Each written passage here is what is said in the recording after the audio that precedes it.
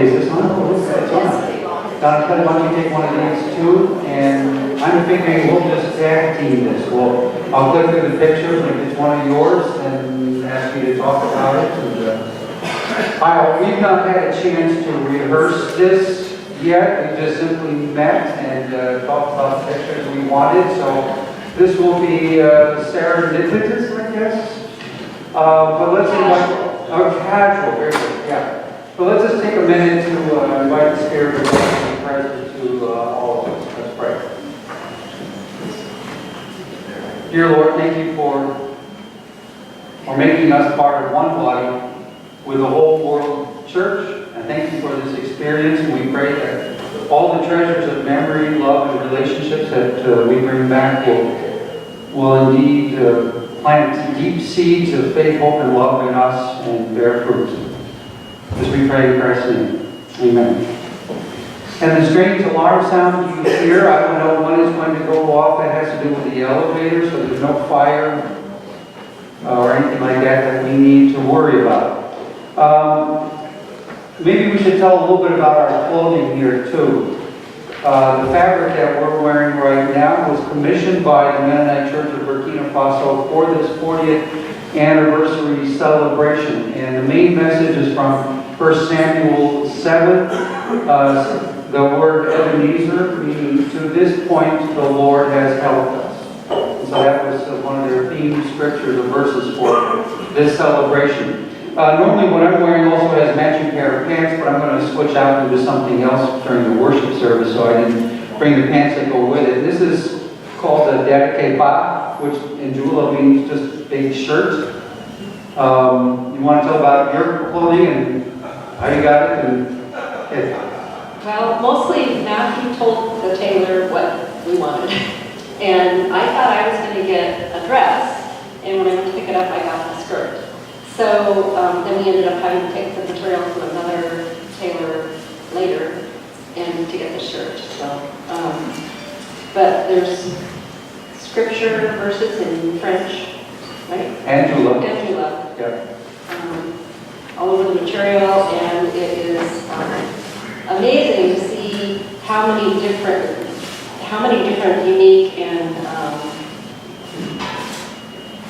ways that people use it. Dresses and men had, outfits, and everybody had this material. Not everybody, but many. So yeah, just really.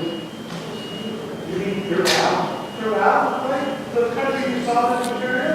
Material like this, colorful. There's all sorts of colorful clothing, especially for women, but not just. But during the 40th anniversary celebration, many of the people were wearing outfits made from this material. This is what I meant. Yeah. So in case you're wondering where it was we went, so I have a map here of the whole continent of Africa, showing in red where Burkina Faso is. So it's inland. The northern part starts to touch the Sahara Desert. So the further north you go, the drier and hotter it is. The further south you go, the cooler and wetter it is. Next picture here. Try again. Do we have some help from above? I left the screen went out. Power. We're having all sorts of issues here today. I don't know. That looks like it just went.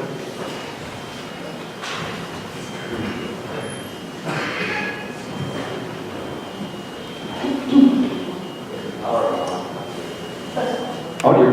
Okay.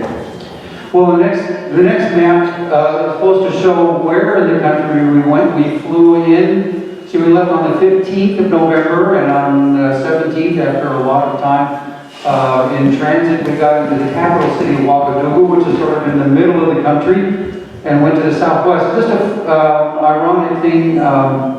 We gave ourselves time to visit in both New York and in Paris.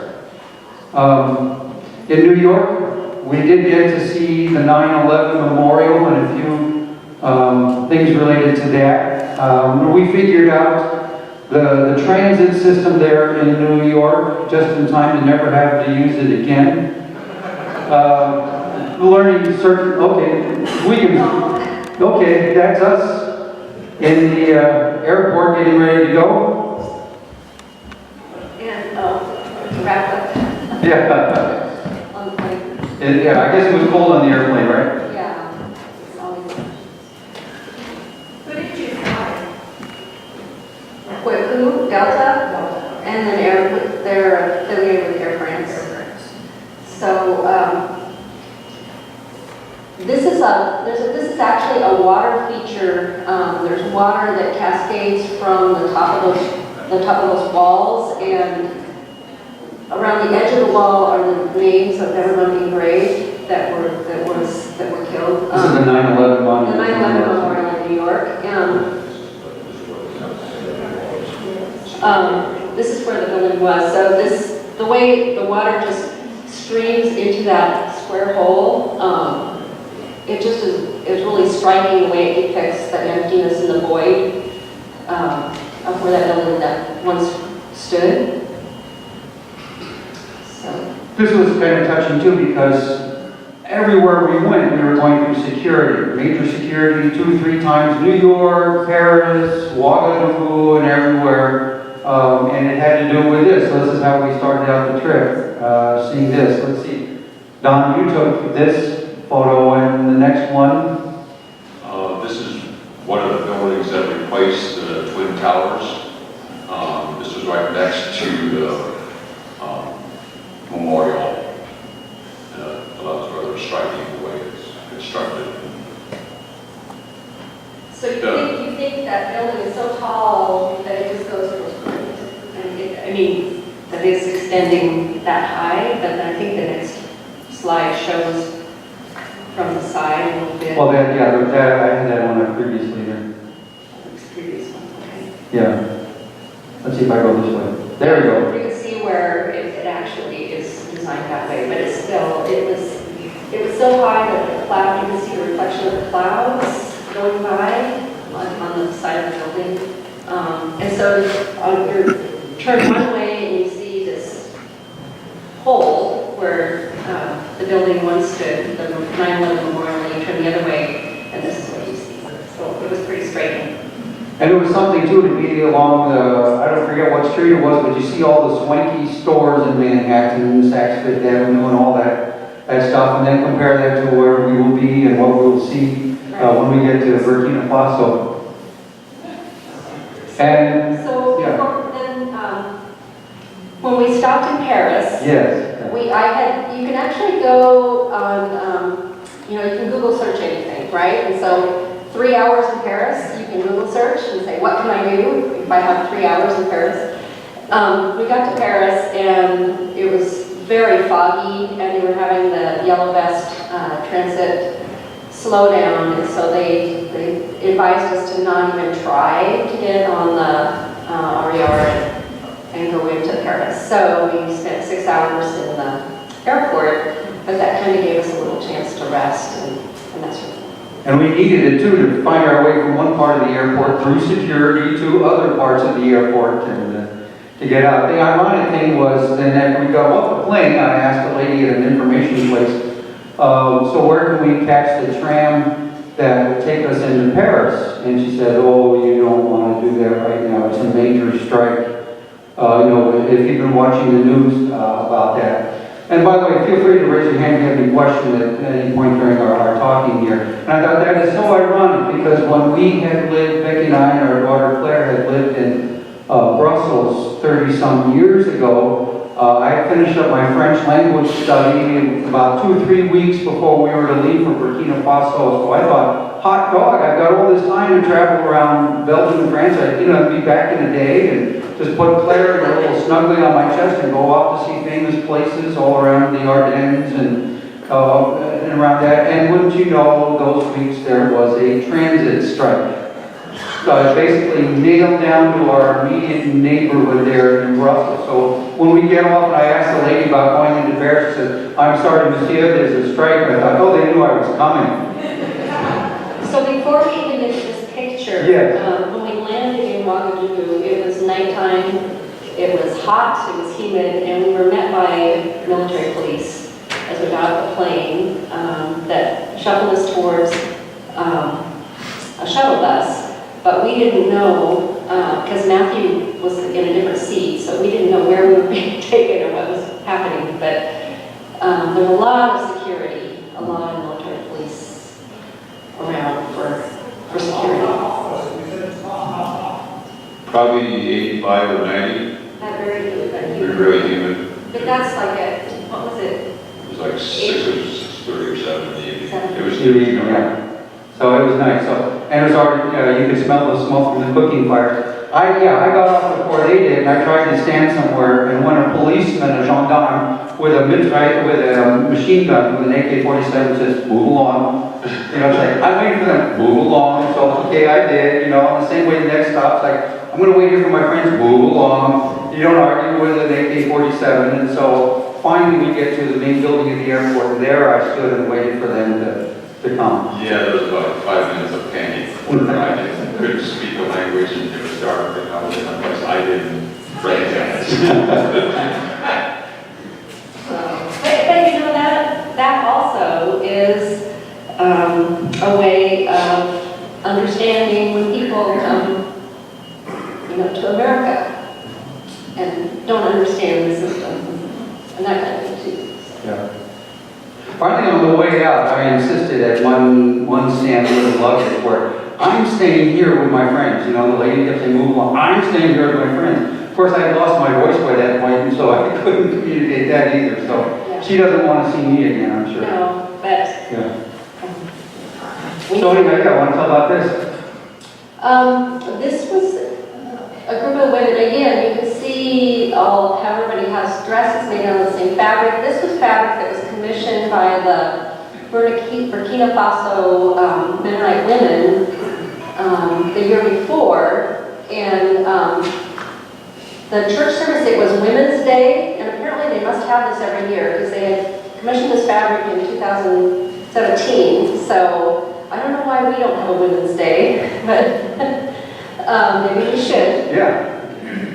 Where the women led the service, gave a sermon and everything, and then they had a fellowship meal afterwards. So the people in the center, you can tell more about Bill or about Paul and Martine and Or Wanda, you can tell about. Nancy.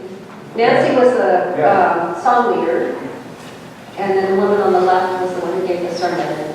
It was on holiness. Yeah.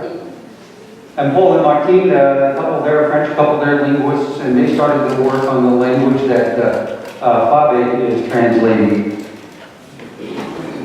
Here's another picture of that. You want to tell about who this is and why you took her picture? This is Fidelite, and she is the daughter of Siaka and Claire Triore, and we stayed with them. He is the vice president. I forget what his role is. He's switched around a number of times. The picture that Matthew had posted of Siaka and Claire and their family had Fidelite as like maybe a middle schooler or something. So this is what she's now. She's just been married, I guess. Half a year, I think. Yeah. And so, anyway. And I also wanted you to see, this is what the inside of the church looked like. These benches with a bare concrete floor and concrete walls.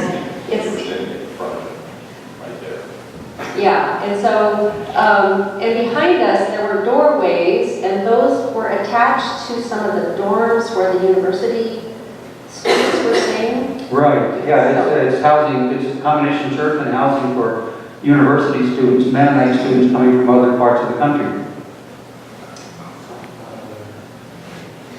See, this is a video. This is a video of music being led in that church.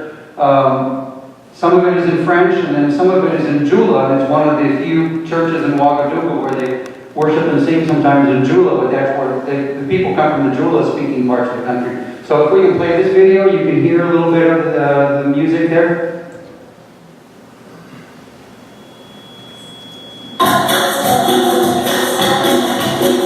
This, by the way, is an honor song for women. A song honoring women for all that they do and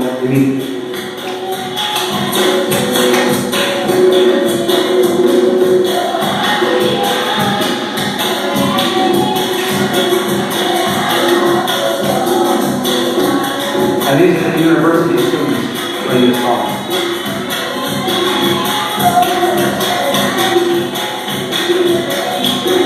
We can move on to the, oops, all right. The next one should give us, okay, this one, if we can play this one. This is the woman who's preaching.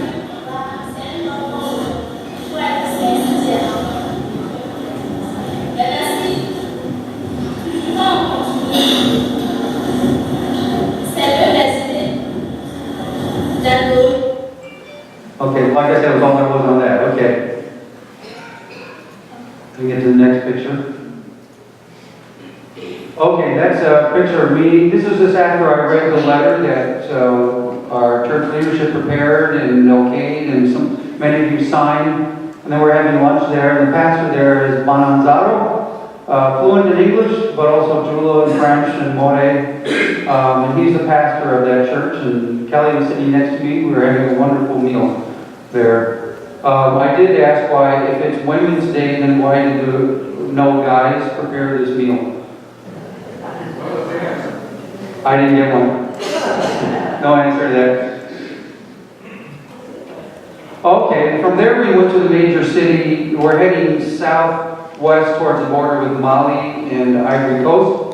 And we got to the second major city, Bobo Dioulasso, which historically has been a trade center and a center for Islamic expansion in the area. And that is the old historic mosque of Bobo Dioulasso. And Siaka, our host there, has a friend who is a member of that mosque and who also is involved with his caretaking. This is the typical style of mosque for the Sahel, that region of Africa, where it's made of mud bricks and then covered with like a mud plaster, and all those holes in it are there for people to get up and down in order to repair, replace bricks or the mud plaster. It was built in 1873. Yeah. There's no size reference there. I'm trying to understand how big it is. Okay, do you see the door in the lower bottom there? That's a little bit, just a wee bit taller than us. So that gives you a sense for it. And at the very top of that tower is an ostrich egg, which gives you an idea of how Islam is mixed with traditional animistic traditions and beliefs. Some say the ostrich egg protects the building from lightning or disaster, or I forget what some of the other explanations are. So, did you have other pictures? I do, another one here. This is us. We got a tour inside it because they're doing repair.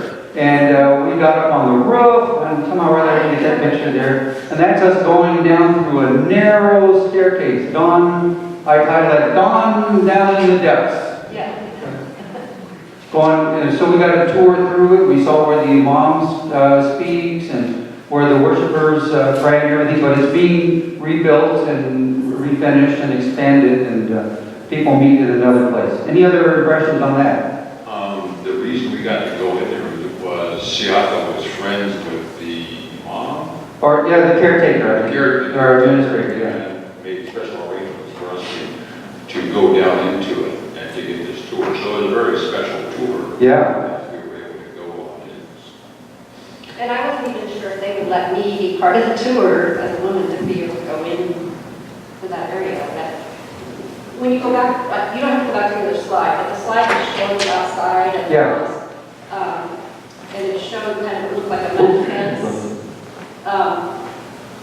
Beyond that mud fence is like a ceiling and that's what we had to climb down from, but there's holes in it that have little caps, and they put the caps over if it rains, but I think those holes are the only light that's provided down there. Like they're like little skylights kind of. Yeah, so I was surprised at how dark it was in there, how dark and narrow it was. Yeah. So is that like a fence around it and it's open inside, or no? No. It's a wall around the whole thing. It's a wall around the whole thing, but once you go through that door, then are you inside the sky? You're inside, and there's a roof over the top of it. Okay. So it's like you're going, so it's, yeah, it's not a fence, it's actually the outside of the building. So when you go in, there's poles, like poles. And walls and everything. Walls and Pillars. it looks like a You actually go kind down. of like a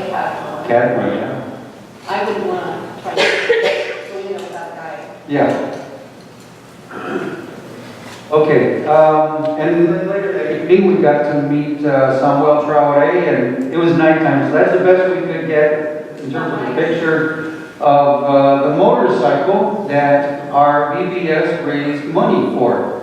And Samuel and his wife, I'm forgetting her name, Elizabeth, that's right, expressed great gratitude. They send back their thanks for that, and it really enables him to get around. A lot of his ministries with children. Even if the parents say, I don't want it to have anything to do with the church, they let their children have Bible education and such. So this is their smiling thanks. You can see we needed the help of Kelly's flashlight there, even in that picture. So now from Bobo Dioulasso, then we headed even further southwest towards Ouaddadah, but Siaka was our driver, and he took us off on a road heading north, a pretty rough road towards a town called Fon. F-O-N. And Kelly, I know you took this picture, so tell us, Kelly and Don, about this. This is a picture of a granary. Some of the buildings that people live in also have a thatched roof, but this is a particular building that they use to store grain. And so it was a good example of that. And I can't remember what in the foreground, if that was millet or... Well, we did see millet, and as a matter of fact, this next picture I think will show. You took that one. That was where they're, and I wish I had, when I was editing, I wish I had zoomed in a little better on this, but it's how they dry the sorghum. They've got all those sticks underneath, and then it's just draped over. The sorghum is another grain that they use a lot in cooking. Yeah, it's delicious, by the way. I didn't get a picture, but there were cotton fields. Yeah. Lots of cotton fields, and millet and Corn. Yeah. They converted a lot of their fields to corn because it's, unfortunately, because it's fast and produces more, but then it really strips the soil of nutrients. So. Yeah, the sorghum is ground as a grain into a flour. It's very nutritious. Same with millet. Millet is ground as a grain into flour as well as corn. And they make it like cakes and porridges and different things out of it. Yeah. What's their water supply? Water supply is usually a well, unless you're in the city, and then they do have running water, mostly except on alternate Tuesdays. It can be spotty sometimes. We wouldn't drink it directly. We'd always filter it. Yeah. For the crops, like for the corn. What are the crops? Well, yeah, it depends. For the crops, what's the water? Oh, the water that. Oh, Okay. remember how they were digging that big ditch? Oh, yeah, big trench, yeah. They were gonna run. Well, it differs. Yeah, in terms of the water for the crops. These crops are grown during the rainy season, so they're simply depending on the rainfall to grow corn, millet, sorghum, and vine crops, and yams, sweet potatoes, those kinds of things, and regular potatoes. Those are grown during the rainy season, so it's just what comes out of the sky, and beans too. And then come the dry season when the rain just stops. Then they will use irrigation or just watering cans to grow vegetables. They do sunken garden. They don't build beds up. They build them in and fertilize them heavily. And then they'll grow like tomatoes and peppers, cucumbers, right, lettuce and spinach and things like that. And then those things will get dried during the dry season to use in their sauces. Also, okra is a main staple, and that's grown during the rainy season. So, the water supply depends on the time of year, but you can garden all year round as long as you have the source of water. Yeah, you were telling about, you were mentioning the digging of that trench to move water. In this town, an artesian well just opened up. They were digging for something, and boom, water came up, and it keeps coming up. So what they're doing is they're developing a rice project and a fish culture project together out of that constant supply of fresh, clean water. And here we are visiting with some of the Christians from the town of Fon. It's a new church. and only some of them could come because it's also harvest time, and so many of the members of the families were not allowed to come by their like women are a big part of this church, and their husbands weren't letting them come because you're needed for the millet harvest. You want to tell about this experience of visiting with them? One of the things that really touched on in my heart is that when we came and, Matthew was well versed in how, the ritual of giving blessings and asking about family and that, and he could do that, and Siaka translated. But the first thing they said was that they had been praying for us because they knew how far we had come, and that it was such an honor for us to be there to see them.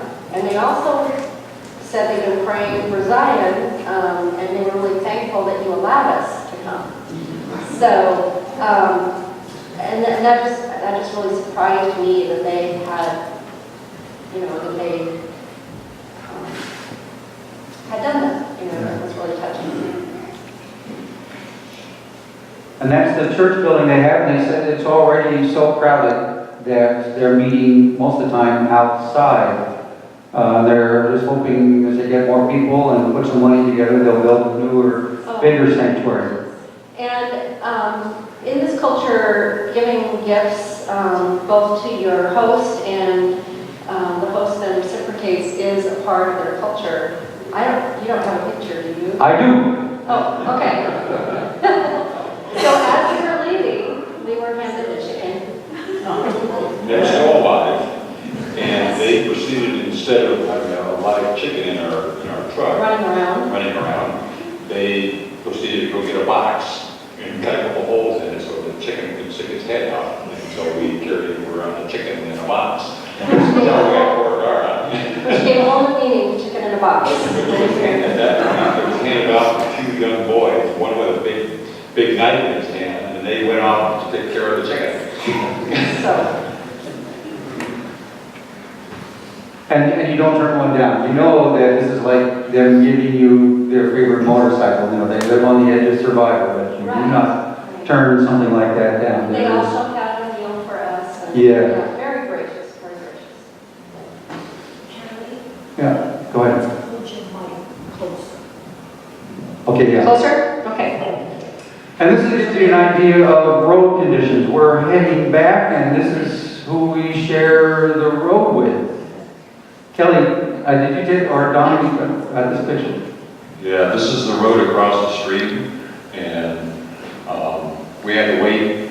The cows here there was probably twice as many as these. We had to wait for these to move out of the stream before we could cross here.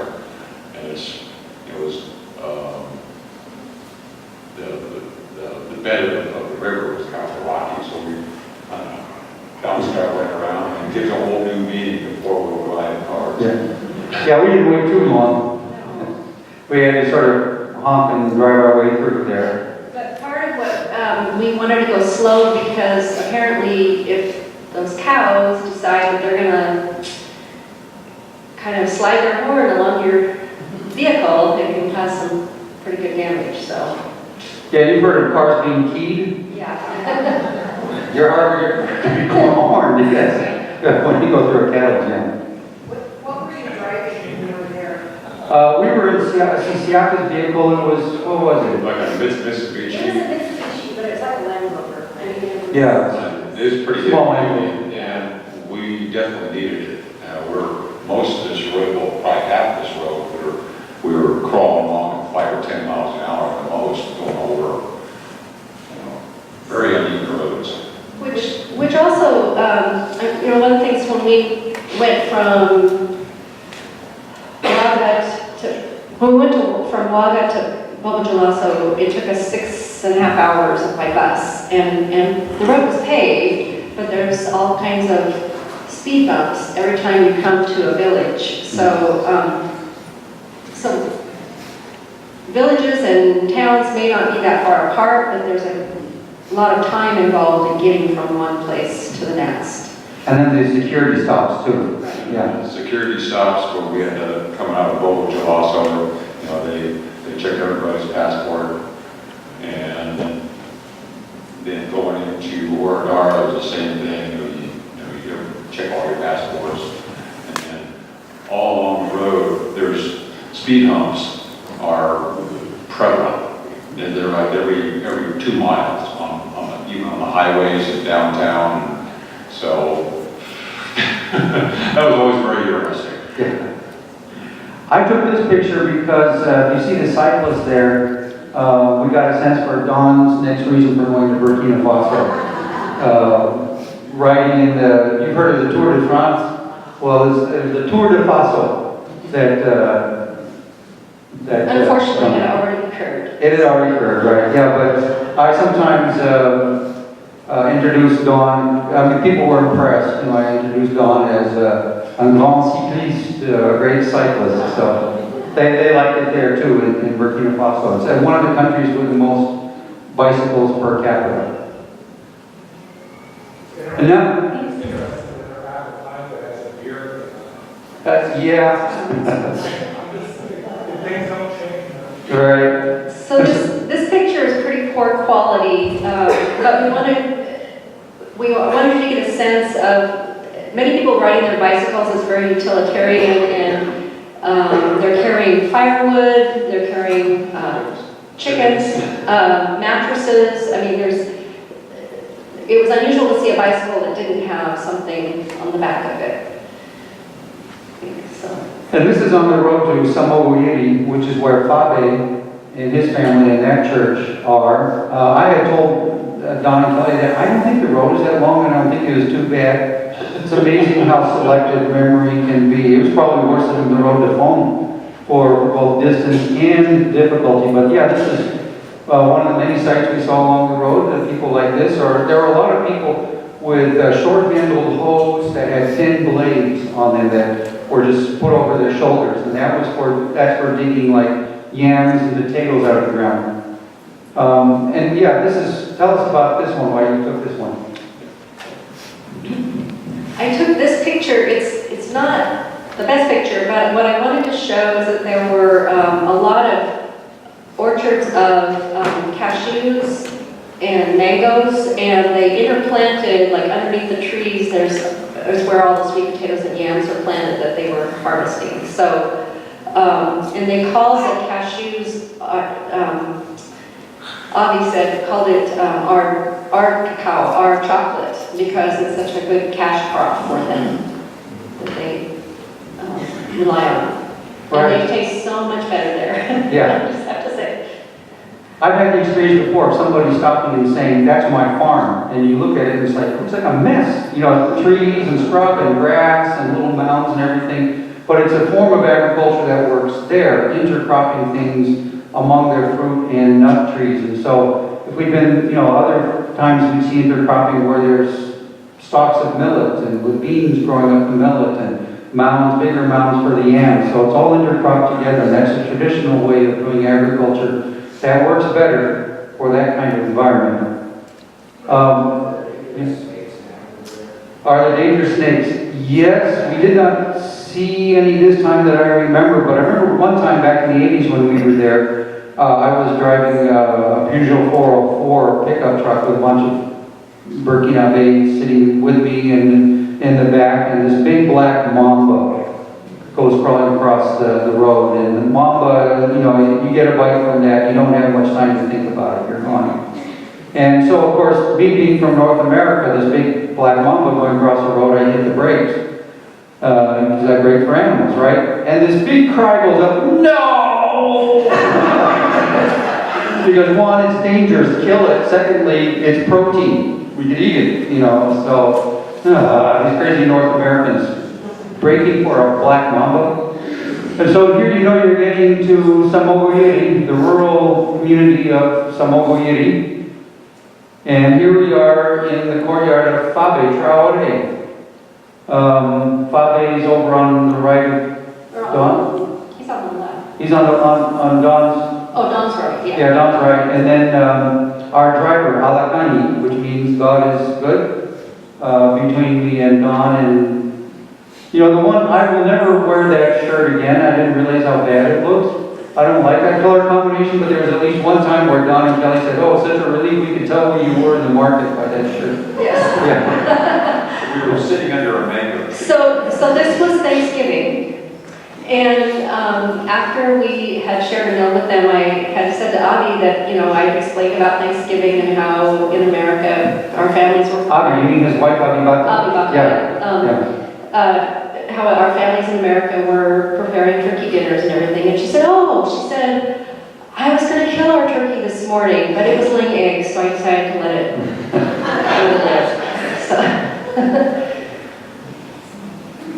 Oh, and this is also, yes, good, I'm glad you have a picture of that.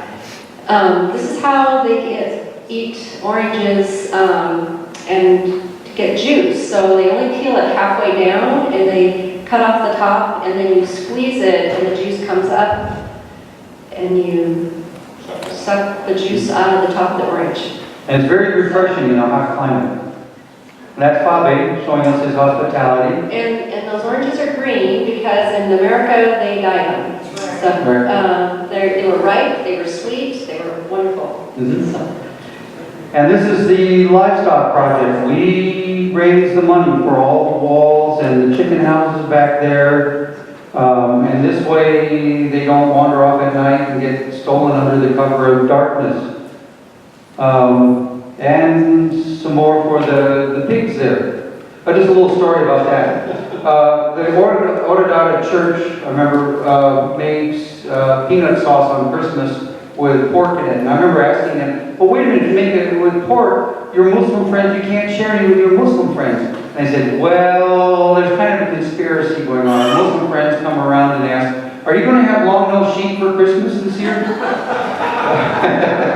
So as long as we all agree to call it long-nosed sheep, they can pretend to be ignorant about it. And this is the church, that's the church building where the Samoa church group meets. And then, you want to tell about this one?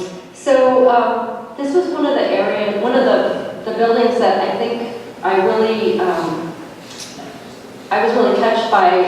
This building has, for one thing, this is a common style where it's a concrete building and then the windows are screened with the metal shutters and then the doors also are metal and shuttered. But these were guest houses for Christians that had been kicked out of their family homes after they converted to Christianity and they had no place to go. But also Fabe and the church worked with these people in reconciliation with their families. But this gave them a place to stay and they helped as caretakers, I think, and kind of guarded you could say guarded, but caretakers living close by the church because there had been problems with the church being broken into previously. Yeah. And you took this picture, tell us about it. I took this picture because I thought it really was an example of, for one thing, of how people in this area handle building projects. They purchase materials as they can afford them, and then they start to build as they can afford. And so the next picture, I mean, we don't have the next picture, but this is for their new church because they've outgrown the other church building that he showed a few slides earlier. And, you know, they'll start to build, there will be one story, and it will continue from here. This is all locally made red brick. So it's not concrete, it's all locally sourced, probably made within a mile or so where this is at. And we saw the people making, red brick, mud brick, blocks like this on a regular basis. There's supposed to be a Jula proverb about a bird builds its nest one branch at a time or something. Oh, yeah. Little by little, the bird builds its nest. Is that how So there was one building that we did not have a picture of, but it was a storage building, looked much like the church, and it's where when the grain is at an affordable price, that they purchase it in bulk, and they're able to help distribute it to their neighbors when the price goes way up. So I thought that was a really a good stewardship. Yeah. A good witness, good service to the neighborhood. Yes. Okay, on the way back then, we stopped in a town called Jedi, which is almost all, it's a Jula tribal village, very, very Islamic, but two groups, the Wahhabi Muslims who are super, super strict and puritanical, and then others who are just more the regular Sunni Muslims. And the gentleman in the middle is Gausu. Becky and I lived with him and his family for about the better part of a month so that we could learn Jula from the Julas. And being Muslim, he has 2 wives. Islam allows for 4 maximum. Mashata on his left and Mawa on his right, the older one. So we stopped to visit. I don't go to Burkina Faso without stopping in to visit them because I understand that in a very Islamic village, he took a real risk hosting us, and so we helped them out occasionally. And so they brought their kids and grandkids in. Gausu is a fort. Don and Kelly can attest. He is a force of nature in his own right, personality. But we had a great time visiting with them, even though his Jula I needed to have translated into French because it's a bit different from what the church speaks. Yeah, go ahead. I was just going to say that he was very much in charge when we were there, and he would direct, now it's your turn to speak, and your turn to speak, and he had each person in the room speak and give blessing and kind of give a report. So. And Don and Kelly got to hold his latest grandchild. So we got baby time. And next to him is Dad, Mustafa is his name. So. Oh, and now we're in Oradada for the big festival. Maybe if we can play this, I think this is a video. Now this is the second day, and there's going to be a march through town of the church, and people representing all the churches. And they brought in a marching band from the capital city.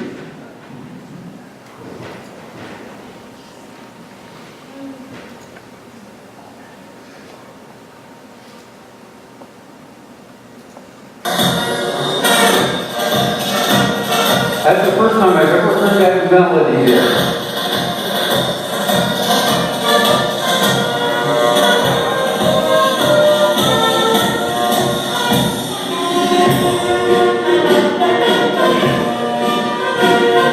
We had the gendarmes, the police there, make sure we all behave.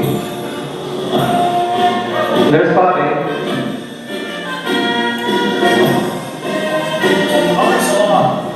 Good morning, he said.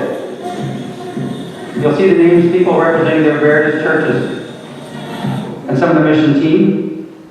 Let's see if we can get to the next one.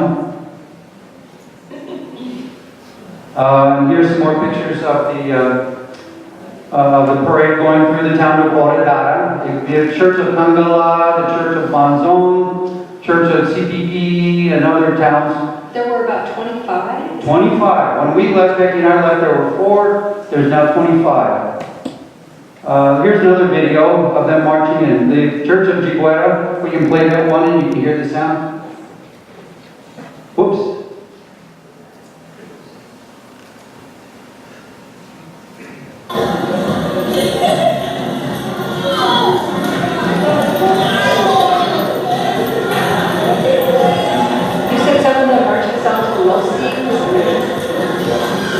The marching band was mostly from the eastern part of the country.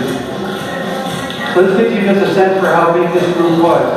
And each of the church, the women have separate, the choirs have their own flock for representing their church. Let's see the next one.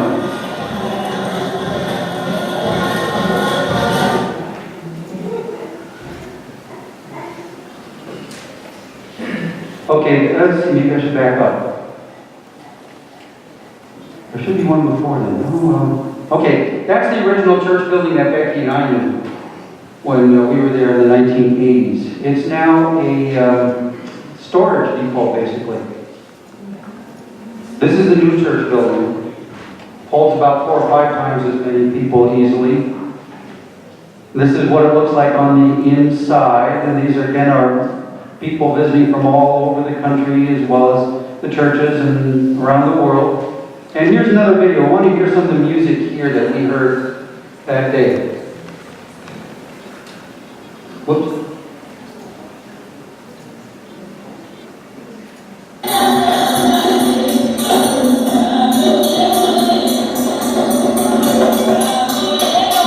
How many rhythms do you hear going on in that music?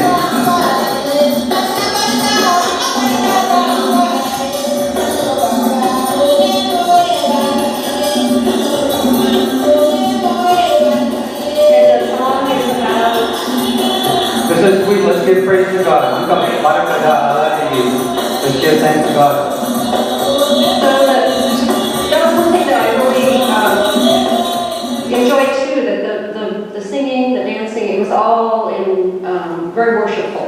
Yes. And here's another, let's do this honor song. This is an honor song welcoming visitors.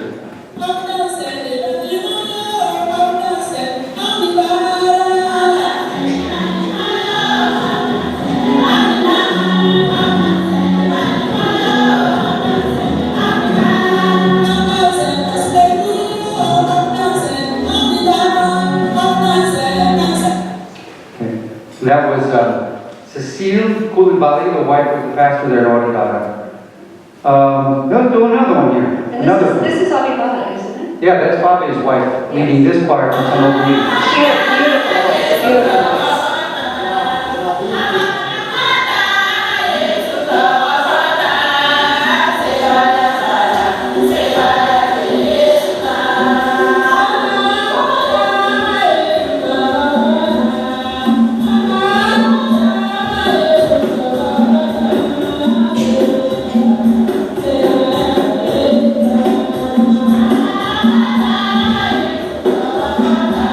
If we can stop there for a moment here. Did you see this material is another commissioned material that they had made and or designed and made outfits out of? Just a brief reflection. Jesus fits very well in African clothing.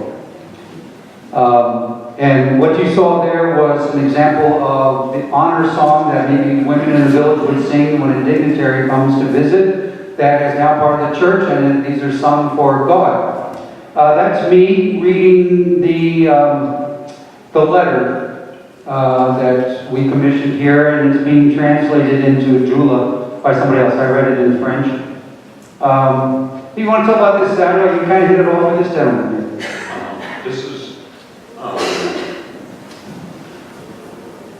This is Floyd.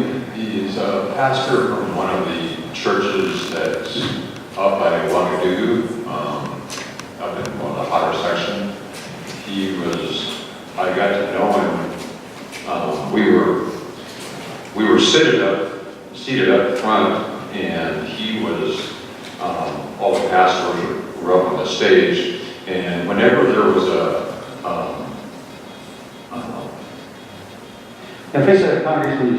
whether it was singing and dancing, he would be always the first one down on the floor dancing and leading the group of people around like what I guess it's called a Congo line, for lack of a better description. Anyway, I got to know him, and he told me this story that when he was 11 years old, he accepted Christ, and his family had ostracized him and basically kicked him out of the house with nothing. And so it was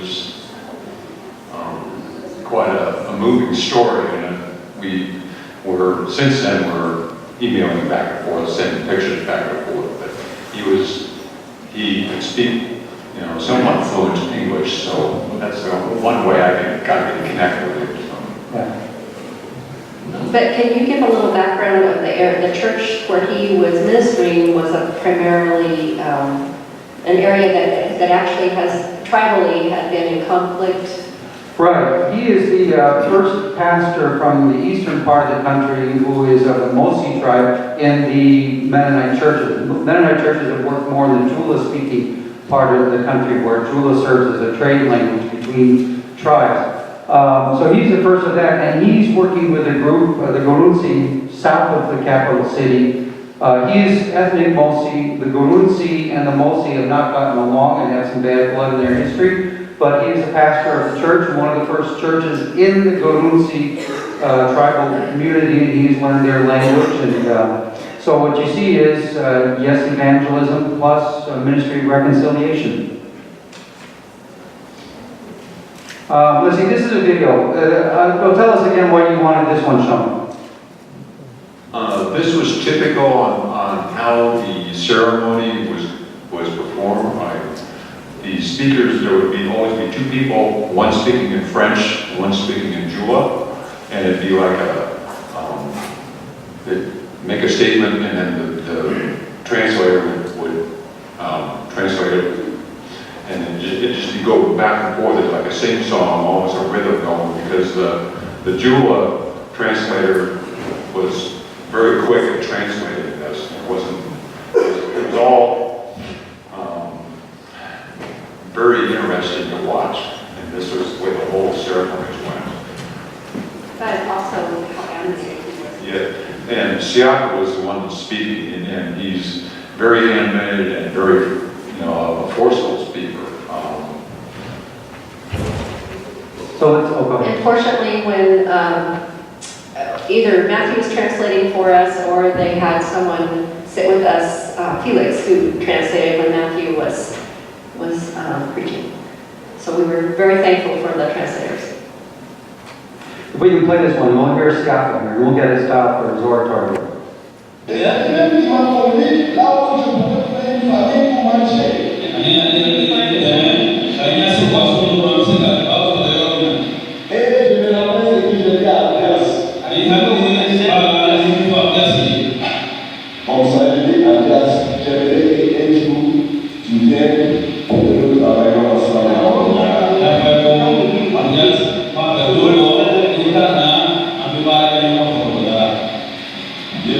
Okay, let's put it to a stop now.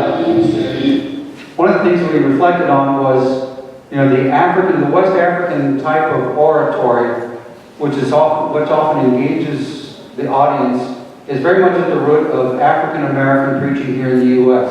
There's so much that has transferred. We had to go to Africa to find out how African we are as Americans. Let's see, now let's move beyond this to the next one.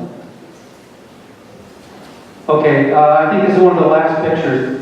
Yes, there was a lot that was done and said to honor the foreign missionaries who came from Canada, France, and the U.S., but they took time to also honor these two people, Siaka on the left and Abias Koulibaly on the right, who were the original church leaders who came in from other areas, who sort of threw in their lot with the Mennonites when the church was first getting going long ago. So they were also like missionaries as well, and I was grateful to see time taken for them.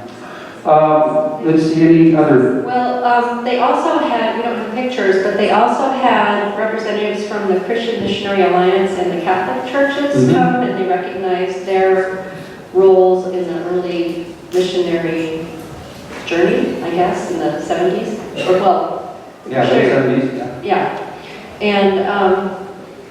And also, they would have a lot of worship and singing in the morning, and in the afternoon there were more lectures. And the lecture, we don't have a picture of it, but the lecture in the afternoon, Rod Hollins Jensen, who is the AIM. He's sort of the U.S. Secretary for Africa Inter-Mennonite Mission. He gave a lecture in French on Anabaptist history, like from the 1500s, Anabaptist history. And then they always had a question and answer, much like we have prayer and share as part of our worship. They would have a question and answer for these presentations, and people were asking really direct questions about, well, how does that even, relate to us and everything. And Siaka was so skilled and really showed his leadership to address them calmly and really to explain scripturally how the persecution of the early Mennonites really did give them an understanding of the persecution that Christians face in this area today, because there's only, I think, 4.5% of the Right. population is Christian at this point. So, Right, or at least other than Roman Catholic. right. But this is Mary. Are Rod and Linda still living here, or were they there for the celebration? Rod was there, Linda was not. Yeah. Are they back in the States? They're back in the States, yeah. Just a couple of quick reflections. First of all, I was so glad when Don and Kelly approached me saying that they wanted to go, because I thought, yeah, okay, they've never been to Africa, we're going to throw them into the deep end of Africa without the language and everything. But they had been so gracious during that time on the border trip previously with MCC, so I thought if anyone can handle this, they can. And there were a couple of times on the trip where I kept thinking, now, if a first-timer in Africa is going to freak out, this is the time. And I'd look over and it's like, no, they're still smiling. They're doing great, you know, and so they, like I said, we threw them into the deep end of Africa and they came up swimming. And even when language made it impossible to speak, they communicated with smiles and just their, physical stance and openness to people. So it was a treat for me to experience it anew. My fourth time there, experienced it anew through their eyes. One other blessing that I got was when Donna Entz, one of the first missionaries there, was speaking to the whole assembly. A news crew from the major TV station showed up and said, we want to interview people, including church leaders, but we want to interview some of the old-time missionaries. And the best one would have been Donna Entz, but she was speaking to everybody. So somebody came and tapped me on the shoulder, would you come out and speak to this crew? So I did, speaking in French, and they said, we understand you speak Jula. Is there anything you want to say to people in Jula? So I gave the traditional blessings in Jula to there. And then a few days later, we were in Bobo Julaso, and we were visiting again at Siaka's house, and one of their house helpers said, that's the guy who was on TV. National TV. Okay, I couldn't sell my autograph for a little bit of money. But still think, okay, if this was my last time there and I was giving blessings to the people here, that they understood. That's wonderful. One other thing that was kind of disconcerting too, our travel from Waga to Bobo Julaso was on a big bus, luxury type bus, fittingly named Elitist. It sounds like elite or elitist, yes it was. With TV going, showing videos, music videos, or French language African soap operas about super uber rich people in Abidjan living like the French, fighting and carrying on over first world crises that nobody else could afford to have. And you watch that, and after a while I did find my earplugs because I just didn't want to listen to that stuff. And then you just look out the window and you see the mud brick huts with the thatched roofs, and the kids, some of them are not dressed, running around, goats and chickens and people chopping millet stalks. And they look back up there and more Frenchified, rich